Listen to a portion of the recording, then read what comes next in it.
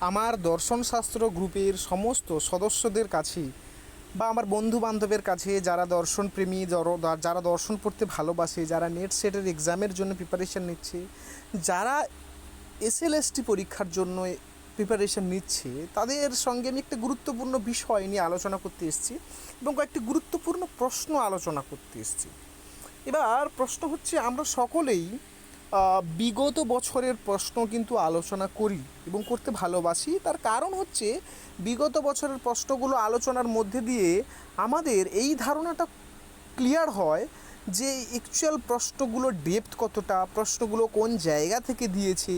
হ্যাঁ, এইগুলো আলোচনার মধ্যে দিয়ে আমরা বুঝতে পারি যে পরবর্তীকালে প্রশ্ন কী ধরনের হতে পারে, কোন জায়গা থেকে প্রশ্ন করতে পারে, সেই জায়গাগুলো আমাদের ক্লিয়ার হয়। কিন্তু প্রশ্ন হচ্ছে, আমরা যেভাবেই বিগত সালের প্রশ্নগুলো সলভ করি না কেন, আমার মনে হয় যে তার মধ্যে একটু পরিবর্তন আনা দরকার। কেন পরিবর্তন আনা দরকার? তার কারণ হচ্ছে, আমরা সকলেই র্যান্ডমলি কী করি যে একটা সালের প্রশ্ন দেখলাম এবং তার উত্তর দেখলাম, দেখে এই প্রশ্নের এই উত্তর, ওই প্রশ্নের সেই উত্তর দেখে এইভাবে পড়াশোনাটা করি। কিন্তু আমার মনে হয় না যে ওইভাবে পড়াশোনাটা করলে নলেজের ডেপথটা বাড়বে।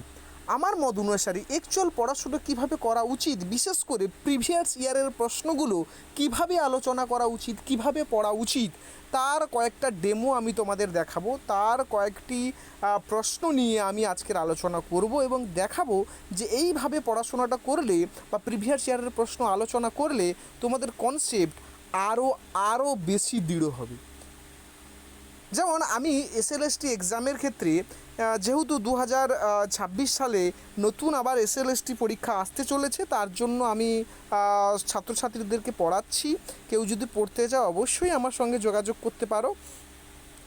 এবার আমি তোমাদের বলতে চাই যে আমার কাছে 2016 সালের এবং মাদ্রাসা এক্সামের যে প্রশ্ন সেটা রয়েছে, এবং 2025 সালে যে এক্সাম হয়েছে তার প্রশ্ন আমার রয়েছে। সেখান থেকে আমি বেশি নয় 4 থেকে 5টি প্রশ্ন নিয়ে আলোচনা করব এবং সেখানে দেখানোর চেষ্টা করব যে অ্যাকচুয়াল প্রশ্নগুলো, প্রিভিয়াস ইয়ারের প্রশ্নগুলো কীভাবে আলোচনা করতে হয়, কীভাবে পড়তে হয়, পড়লে তোমার কী বলা যায়, মনে থাকার প্রবাবিলিটিটা বেশি থাকবে এবং তোমার কনসেপ্টটা আরও ভালো দৃঢ় হবে। যেমন একটা প্রশ্ন দেখো রয়েছে, বলা হচ্ছে যে স্বভাববাদের সমর্থক কারা, কারা স্বভাববাদ সমর্থন করেন। আমরা সকলেই জানি যে স্বভাববাদের সমর্থক হচ্ছে, অপশানে দেওয়া আছে দেখো, বৌদ্ধ দর্শন, ন্যায় বৈশেষিক দর্শন, তারপরে চারবাক দর্শন, অদ্বৈত বেদান্ত দর্শন। আমরা সকলেই জানি যে স্বভাববাদের সমর্থককে না চারবাক দার্শনিকরা। কেন? তার কারণ হচ্ছে, চারবাক দার্শনিকরা তারা জগতের সৃষ্টি এবং পরিচালনার জন্য কোনো ঈশ্বরকে বা কোনো ধরনের অতিপ্রকৃতি শক্তিকে তারা স্বীকার করে না, অর্থাৎ প্রত্যক্ষের মধ্যে দিয়ে পাওয়া যায় না এরকম কোনো সত্তাকে তারা স্বীকার করে না। তাদের মত অনুসারে জগতের সব কিছু বস্তুর নিজ স্বভাব অনুসারে ঘটে চলে বা যদৃচ্ছ নিয়ম অনুসারে ঘটে চলে। যেমন স্বভাব নিয়মের কথা বলতে গিয়ে চারবাকরা বলছে, আগুনের যেমন দাহিকা শক্তি রয়েছে, জলের যেমন শীতলতার শক্তি রয়েছে, কাঁটার যেমন তীক্ষ্ণতার শক্তি রয়েছে, নিমের যেমন তিক্ততার শক্তি রয়েছে। শক্তি বলতে এখানে স্বভাব ধর্মের কথা বলছি, স্বভাব ধর্ম রয়েছে। বলছে সেই স্বভাব ধর্মের জন্য বা স্বভাবের জন্য একটা কারণ থেকে একটা কার্য উৎপত্তি হয়। সেই কারণ এবং কার্যের মধ্যে কোনো নেসেসারি সম্পর্ক নেই, কোনো আবশ্যিক সম্বন্ধ নেই। যে কোনো কারণ থেকে যে কোনো কার্যের উৎপত্তি হতে পারে বা যে কোনো কার্যের একাধিক কারণ থাকতে পারে। চারবাকদের যে এই তত্ত্বকে যে স্বভাববাদ বলা হয়। তাহলে এইভাবেই একটা প্রশ্নের উত্তর যদি আমরা পড়ি, যে তার শুধু উত্তরটা জানবো এমন নয়, সেই উত্তর যথাযথ এক্সপ্লেনেশান জানতে হবে বা ব্যাখ্যাটা জানতে হবে। যদি জানি তাহলে সেটা আমাদের মনে থাকার জন্য খুব গুরুত্বপূর্ণ এবং আমাদের কনসেপ্টটাও দৃঢ় হবে বলে আমার বিশ্বাস। এবং আমি চাইবো আমার সমস্ত ছাত্রছাত্রী, আমার সমস্ত বন্ধুবান্ধব যারা আমাকে অনুসরণ করছে, আমাকে ফলো করছে, তাদেরকে আমি শেখাবো কীভাবে প্রকৃতপক্ষে প্রিভিয়াস ইয়ারের প্রশ্নগুলো আলোচনা করলে বা ব্যাখ্যা করলে তোমরা অন্যের তুলনায় এগিয়ে থাকবে এবং তোমাদের কনসেপ্টটা ক্লিয়ার হবে। অনেকে বলে আমাকে যে আমি পড়ি কিন্তু মনে রাখতে পারি না। মনে না রাখতে পারার কারণ হচ্ছে, সে পড়লেও সে বিষয়টাকে ভালোভাবে সাজিয়ে পড়তে পারে না, বিষয়টা কনসেপচুয়ালি নিতে পারে না, যার কারণে এই ভুলটা হয়। দ্বিতীয় প্রশ্ন রয়েছে দেখো, যে চারবাক মতে পরম তত্ত্ব কোনটি? অপশানে দেওয়া আছে জ্ঞান, চৈতন্য, জড়, ব্রহ্ম। চারবাক মত অনুসারে পরম তত্ত্ব হচ্ছে জড়। না কেন জড়? কারণ আমরা সকলেই পড়েছি, দেখো চারবাকদেরকে ভূত চৈতন্যবাদী বলা হয়, ভূত চতুষ্টয়বাদী বলা হয়। চারবাকরা বলছেন যে তাদের দর্শনের শুরুতেই তারা বলেন যে তারা হচ্ছে জড়বাদী।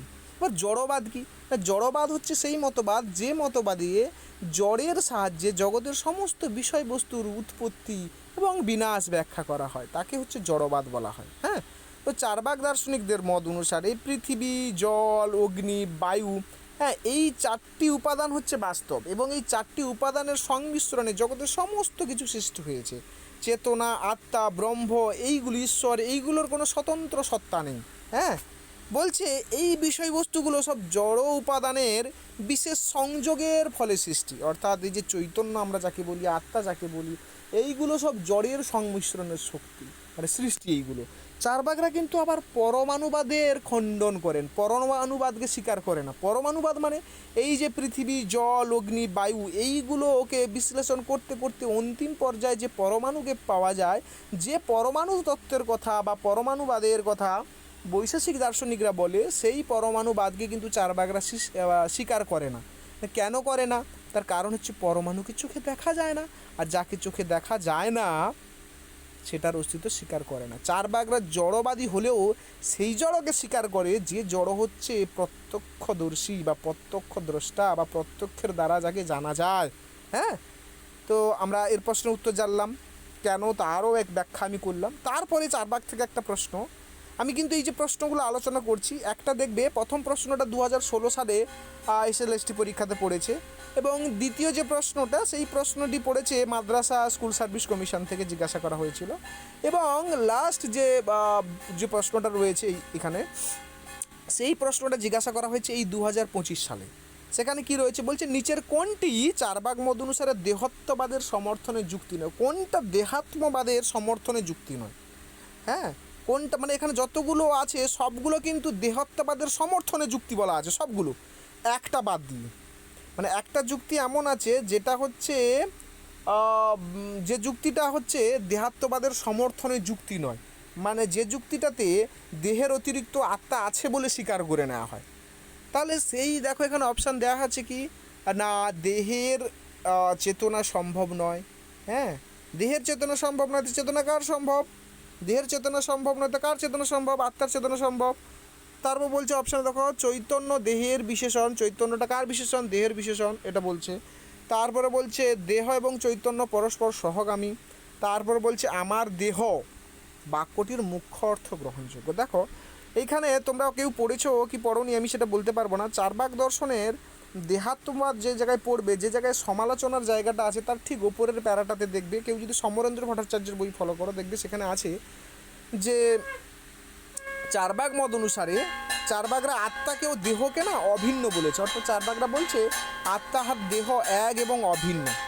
দেহাত্মবাদের সমর্থনে তারা বলেন, দেহ এবং আত্মা যে এক, তার সমর্থনে তারা বলেন যে চেতনা দেহের একটা গুণ।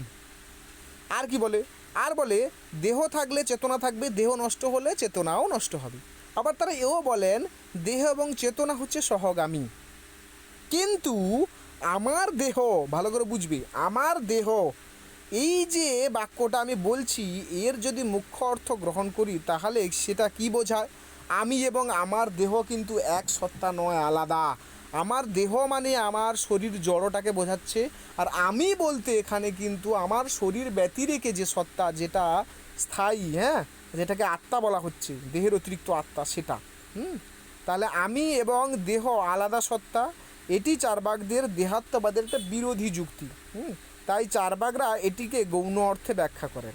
তাহলে সঠিক উত্তর হচ্ছে অপশান ডি, এটা মনে রাখবে। তো এইভাবে অপশানগুলোকে আলোচনা করতে হবে, করার পরে যেটা সঠিক উত্তর তার যথাযথ ব্যাখ্যা তোমাদের পড়তে হবে। যদি পড়তে পারো তাহলে তোমাদের কনসেপ্টটা ক্লিয়ার হবে। এরপরে যে প্রশ্ন রয়েছে, এখানে দুটো প্রশ্ন আমি মেনলি আলোচনা করেছি জৈন দর্শন থেকে। দুটো প্রশ্নের মধ্যে একটা প্রশ্ন 2016 সালে এসেছিলো জৈন দর্শন থেকে, আর একটা প্রশ্ন এই 2025 সালে পড়েছিল, যেটা অনেকেই ভুল করেছে, আমি সেটা নিয়ে একটু আলোচনা করছি। 2016 সালে যে প্রশ্নটি পড়েছিল সেটা খুব সহজ। সেখানে জিজ্ঞাসা করা হয়েছিল জৈন মতে দ্রব্য কয় প্রকার। হ্যাঁ, অপশান দিয়েছে 2টি 3টি 4টি 6টি। জৈন মতে দ্রব্য হচ্ছে 6টি।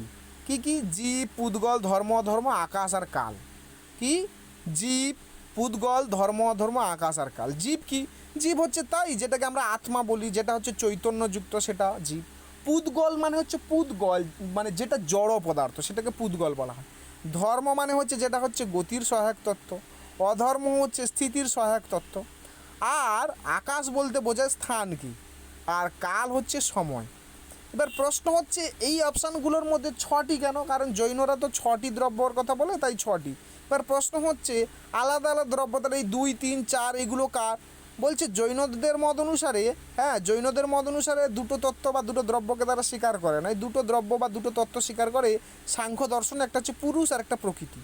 আর জৈনরা এই 3 প্রকার দ্রব্যকেও স্বীকার করে না। কেন স্বীকার করে না? না, বৌদ্ধ দার্শনিকরা 3 প্রকার ত্রিরত্নের কথা বলে। হ্যাঁ, ত্রিরত্ন বলতে এখানে কিন্তু জৈন দর্শনের ত্রিরত্ন আর বৌদ্ধ দর্শনের ত্রিরত্নের মধ্যে পার্থক্য রয়েছে। হ্যাঁ, জৈন দর্শনে হচ্ছে ত্রিরত্ন কি বলো দেখি? জৈন দর্শনের ত্রিরত্ন আমরা জানি যে সাম্যক দর্শন, সাম্যক জ্ঞান এবং সাম্যক চরিত্র। আবার বৌদ্ধ দর্শনে ত্রিরত্ন বলতে কিন্তু বোঝায় বৌদ্ধ ধম্ম সঙ্গ, বৌদ্ধ শরণাম গচ্ছামি, ধম্ম শরণাম গচ্ছামি এবং সঙ্গ শরণাম গচ্ছামি। এটা মনে রাখতে হবে।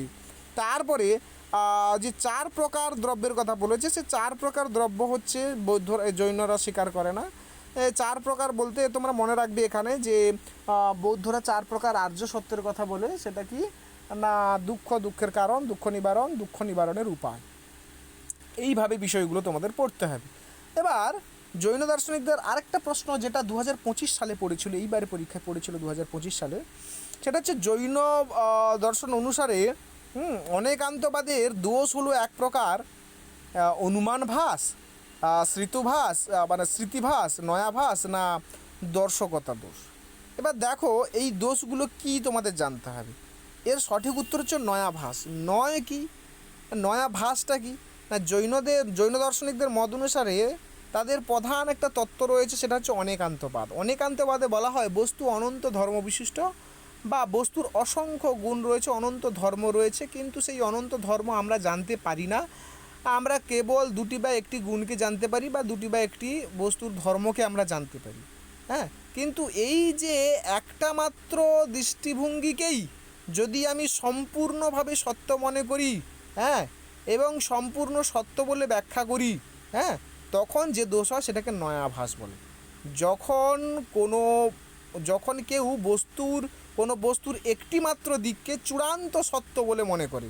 জৈনরা বলেন কিন্তু একটা বস্তুর অনেক দিক রয়েছে। হ্যাঁ, তা একটা বিষয়বস্তু অনেক দিক থেকে তার হওয়ার সম্ভাবনা রয়েছে, তার সত্যতার দিকটা অনেক, ডাইমেনশনটা অনেক। হ্যাঁ, এই কারণে সপ্তভঙ্গি নয়ে আমরা দেখেছি স্যাদ অস্তি, স্যাদ নাস্তি, স্যাদ অস্তিত নাস্তিত, স্যাদ অস্তি চ বক্তব্য, স্যাদ অস্তি চ বক্তব্য, স্যাদ নাস্তি চ বক্তব্য, স্যাদ অস্তি চ নাস্তি চ বক্তব্য চ, এইভাবে 7টার কথা বলেছে। যাই হোক, কিন্তু কোনো একটাকে যদি আমি চরম সত্য বলে মনে করি, তখন যে দোষ হয় সেটা হচ্ছে নয়াভাস। হ্যাঁ, তাহলে জৈনদের মত অনুসারে এই একপাক্ষিক কোনো এক পক্ষকে, হ্যাঁ, বিচারটাকে যদি আমি চরম সত্য বলে মনে করি, সেক্ষেত্রে যে দোষ হয় সেটাকে নয়াভাস বলে। এবার বাকি যে দোষগুলো আছে অনুমান ভাস, সেটাকে অনুমান যখন ভ্রান্ত হয় তখন অনুমান ভাস হয়। এটা বিশেষ করে ন্যায় দর্শন এক প্রকার দোষ। স্মৃতিভাস হচ্ছে স্মৃতি যখন ভ্রান্ত হয় তখন স্মৃতিভাস হয়। আর দর্শকতা ভাস হচ্ছে কি না, যখন কোনো শব্দ বা বাক্যের একাধিক অর্থ হয়, হ্যাঁ, যেটাকে দ্ব্যর্থকতা বলে আর কি, অ্যাম্বিগুইটি বা অ্যাম্বিগুয়াস, যখন একটা শব্দের একটির গায়ে 2টি তার অর্থ থাকে, তখন যে দোষ হয় সেটা হচ্ছে দ্ব্যর্থকতা দোষ বা দর্শকতা দোষ, এই দোষ হয়।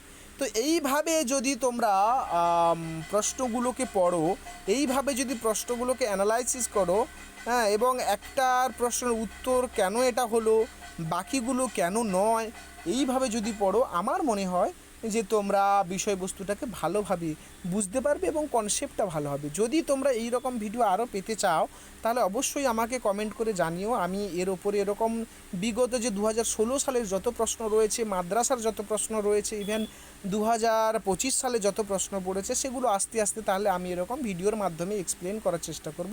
শুধু তাই নয়, অন্যান্য ভিডিওগুলো মক টেস্ট আকারে আমি নিয়ে আসার চেষ্টা করব উইথ এক্সপ্লেনেশান। এইভাবে যদি তোমরা করতে চাও তাহলে অবশ্যই আমাকে হোয়াটসঅ্যাপে, ইউটিউবে আমাকে কমেন্টের মধ্যে জানাতে পারো। এবং তোমরা যদি কেউ আমার কাছে পড়তে চাও এসএলএসটির জন্য, তাহলে অবশ্যই আমাকে তোমরা এসএমএস করতে পারো আমার হোয়াটসঅ্যাপ নাম্বারে 8768684460 এই নাম্বারে, বা 7036392232 এই নাম্বারে। নমস্কার। এরপরে আমি আর তোমাদের সেরকম যদি ভালো আমি ভিডিও পাই সেগুলো তোমাদের জন্য অবশ্যই অবশ্যই শেয়ার করব। এবং তোমরা আমার চ্যানেলটাকে সকলে অনুরোধ থাকলো যে সাবস্ক্রাইব করে রাখবে। আমি বিগত দিনে আরও অনেক প্রশ্ন, অনেক ভিডিও, অনেক ক্লাস নিয়ে আসার চেষ্টা করব, যেগুলো আশা করি তোমাদের পরবর্তী এসএলএসটি পরীক্ষার জন্য তোমাদের খুবই খুবই কার্যকর হবে বলে আমার মনে হয়। ধন্যবাদ।